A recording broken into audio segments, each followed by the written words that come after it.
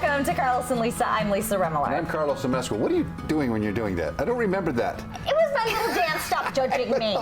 Stop judging The 4th of July. Look, we're all in our red, white, and blue. Festive. It's the 4th of July week is upon us. It is upon us. And so there's lots of things that go with 4th of July, obviously.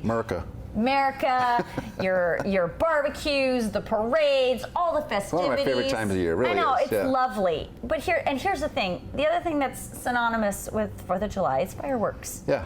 The problem with fireworks is They're illegal. Congratulations, People, they're illegal. Don't go to Nevada to get them. Don't go over there to get them. Don't bring them here because you're going to start a fire. Or you're going to blow your hand off. Or you're going to blow your hand off. Like, it's just a problem. But every year you got. Do it. But see, like, you've got the dad that's like, oh, I just go out in the street and like show off in front of the kids, and then things go horribly. I have a friend. Awry. I have a friend I'm who terrified. drives to Arizona and gets fireworks in his truck and drives back.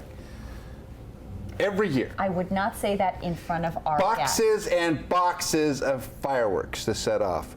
It makes me so mad, and I've had this discussion with him about illegal, fireworks. If you get, imagine if he got caught with all that stuff in his truck.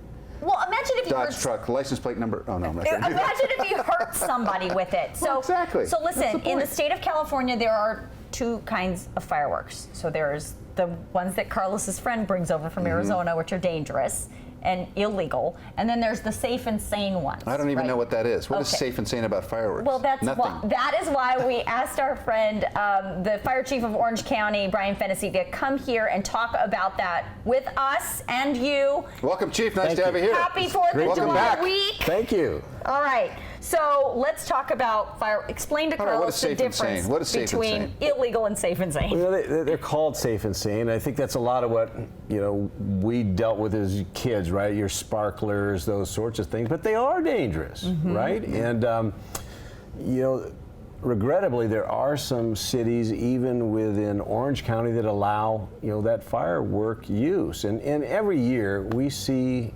children and grown-ups admitted into the emergency rooms with burn injuries and other things. They can be a lot of fun, but they're very, very dangerous, and as you stated, they're illegal in California. Yeah. All of them? Well, I don't have the Is exact. it each Anything that jurisdiction? launches Right. and has sparked anything that those are illegal. Okay, so sparklers are illegal in most other places, but there are still remaining, believe it or not, some cities that will allow safe and sane fireworks. It's crazy, though. I have a couple things I've seen. I've flown into LAX, and you see the fireworks going off in neighborhoods. That's right. As you're flying into LAX, so you know it's happening. Right. And the second thing is that I see them a lot at the beach on the 4th of July. People setting off their own fireworks, and they figure that's safe because you're at the beach. But it's they think it's safe, right? Until one of those rockets launches into somebody that's there to watch the big show, and it's just a bad idea, right? And too often alcohol's involved in the fun, and it just gets worse.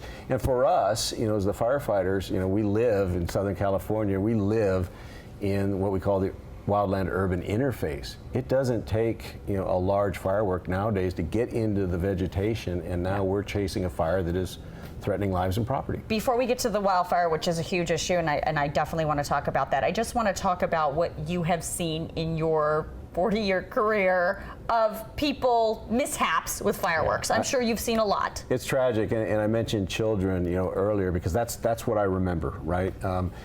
Kids that perhaps parents thought it was okay to allow them to play or shoot these fireworks off, and just the horrific burn injuries. Anytime you see a child hurt and in pain, it's tragic.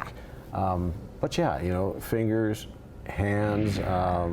So terrible. even the sparklers can be an issue. So Absolutely. just pay attention to that.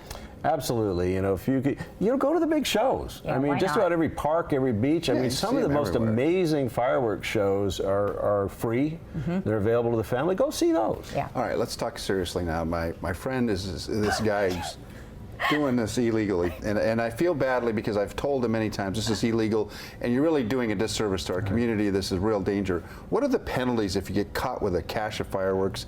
Do you go to jail? Are the sanctions strong enough to keep people from doing what my friend does? It largely depends on what you're bringing in and the quantity and those sorts of things, but it is illegal. And so yes, beyond fines, you could find yourself incarcerated.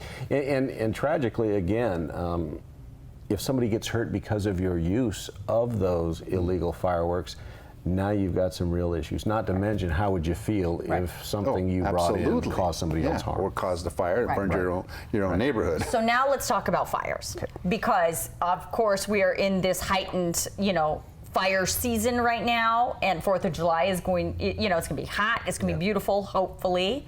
But even if it's overcast, there's still going to be a chance if you light off one of those things illegally, those fireworks illegally. Let's talk about the brush fire that could pop up. Let's talk about the realities of that. We've had a lot of rain this last winter. I mean, records, right? And it was beautiful in the spring, the green. We've never seen green like that, right? It looked like Ireland, right? Yeah, it's gorgeous. That's all dry now. That grass is cured, and it's larger than we've ever seen it. We've benefited from the overcast weather and the high humidities, but the fuel's now at a point where it's not going to take but a day or two of sunshine, and these fires are going to take off and race on us. And a month beyond that, when the larger vegetation brush dries, we're going to start to see large, damaging, rapid-moving fires. Could you see a wildfire from a sparkler? Oh, absolutely. Absolutely. I mean, they burn, I want to say at 1,200 degrees when they're burning. I mean, imagine your oven's at 400 or 500. Yeah. Right. 1,200. I remember as a kid when they were legal playing with sparklers, and I remember being burnt. Yeah. I mean, I still remember that. Yeah. Tell me a little bit about how the fire departments in Southern California prepare for the fire season, because it seems like it's year-round now. But what are you doing, especially around the 4th of July, in a mutual aid situation? It is. We're on heightened alert, again, largely because of the fireworks and activity. People are recreating, and so they're in some of the open areas you wouldn't always see them in. And we train all year long for it. When you live in Southern California, to your point, we're in a year-round fire season. We're communicating the citizens, be careful, beware, prepare yourself, ready, set, go, and those sorts of things. But we're in heightened alert. We staff up additional resources. We position them in places where we can have a rapid response. Those of us that operate aircraft, we'll put all our helicopters in service, but we bring everybody back, because the key is jumping on these fires when they're small before they become large. Have you figured out a way to interface with the Cal Fire and some of the federal agencies? Because that was a problem in the station fire many years ago that got out of control, because the communication was, there were some protocols that weren't followed and some permissions that weren't granted. Have we sorted all that out? It's been sorted. I mean, we interface with Cal Fire and the Forest Service. It doesn't matter what patch you wear anymore. It's all synonymous. We request resources through the same places. You're right, there were some problems, and you go back even further to San Diego when they couldn't drop at night in the sea. All that's been ironed out. A lot of us fly and drop water at night in helicopters, and so thankfully that's largely behind us. Well, let's hope that we get through this holiday. I hope so. Scot-free, no problems. Everybody go out and enjoy the free shows. Good idea. We love the 4th of July. Happy 4th of July to you, Chief. Happy 4th of July, Chief. Thanks for being here. Thanks for being here. Thank you.